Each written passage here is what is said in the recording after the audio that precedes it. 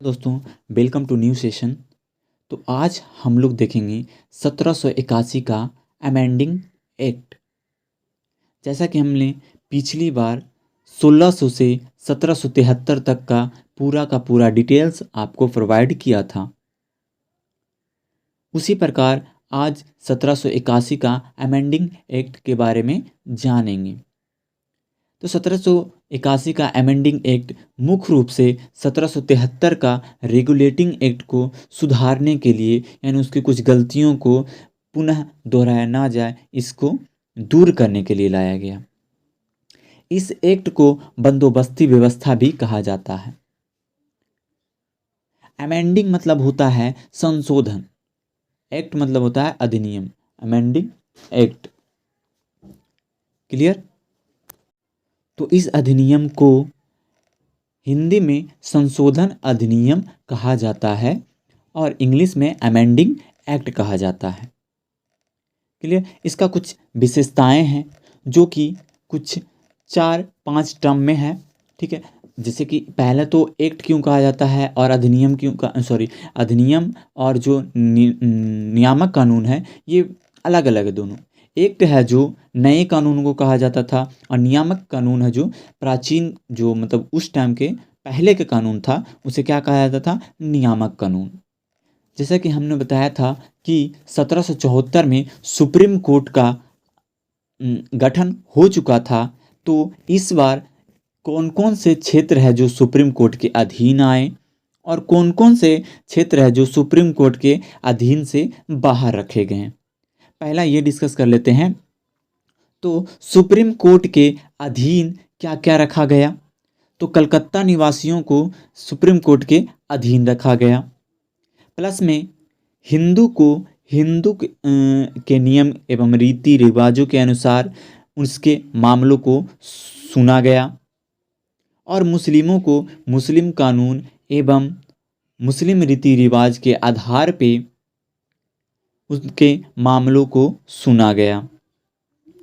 ये अधिकार है जो सुप्रीम कोर्ट के अधीन था। अब इसी से जो हिंदू लॉज हैं और मुस्लिम लॉज हैं, इसको खुद के रीति रिवाजों के अनुसार दंड देना एवं सुनवाई करना सभी प्रकार किस अंतर्गत आता था, तो सुप्रीम कोर्ट के अंतर्गत। ये दोनों तो अधीन है। अब क्षेत्राधिकार के बाहर किन्हें किन्हें रखा गया, तो गवर्नर जनरल इन काउंसिल को सुप्रीम कोर्ट के क्षेत्राधिकार के बाहर रखा गया। किसी भी राजस्व संबंधित मामलों को सुप्रीम कोर्ट के क्षेत्राधिकार से बाहर रख दिया गया, दूसरा पॉइंट। तीसरा पॉइंट ये था कि कंपनी में कर रहे कर्मचारियों पे अगर कोई बाहरी व्यक्ति या कोई भारतीय है जो किसी प्रकार का आरोप लगाता था, यानी कार्यवाही करता था, यानी केस करता था, तो उसे भी सुप्रीम कोर्ट के क्षेत्राधिकार के अधीन क्षेत्राधिकार के बाहर रख दिया गया। यानी कंपनी पे लोग कर रहे जो कर्मचारी हैं उस पे किसी प्रकार का कार्यवाही नहीं किया जाएगा। ये 3 पॉइंट है जो क्षेत्राधिकार के बाहर रख दिया गया सुप्रीम कोर्ट का, क्लियर। अब है जो देखिए क्षेत्राधिकार के अधीन हो गया और क्षेत्राधिकार के बाहर हो गया। तब जो बाहर हुआ है उसका भी अपना एक कानून होना चाहिए ना, तो उसी प्रकार अपना अपना एक कानून बनाया। तो गवर्नर जनरल इन काउंसिल है जो अपने लिए एक कानून बनाने का प्रावधान दिया गया उसे। और इससे पहले अगर देखें एक पॉइंट, तो इसमें कहा गया सुप्रीम कोर्ट के द्वारा और गवर्नर जनरल इन काउंसिल के द्वारा, पहले तो गवर्नर जनरल इन काउंसिल के द्वारा यह कहा गया कि प्रांतीय न्यायालय का जितना भी मामला होगा वो हम देखेंगे। यानी कहा गया कि प्रांतीय न्यायालय यानी जो होता है supreme court, high court, DC यानी डिस्ट्रिक्ट कोर्ट का जितना भी मामला है हम देखेंगे, खुद हम देखेंगे, यानी गवर्नर जनरल काउंसिल देखेगा। तो इसे भी क्या कर दिया गया, सुप्रीम कोर्ट के क्षेत्राधिकार से बाहर रखा गया।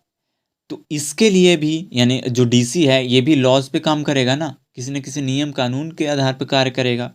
तो इसके लिए भी गवर्नर जनरल इन काउंसिल को ही नियम बनाना पड़ेगा।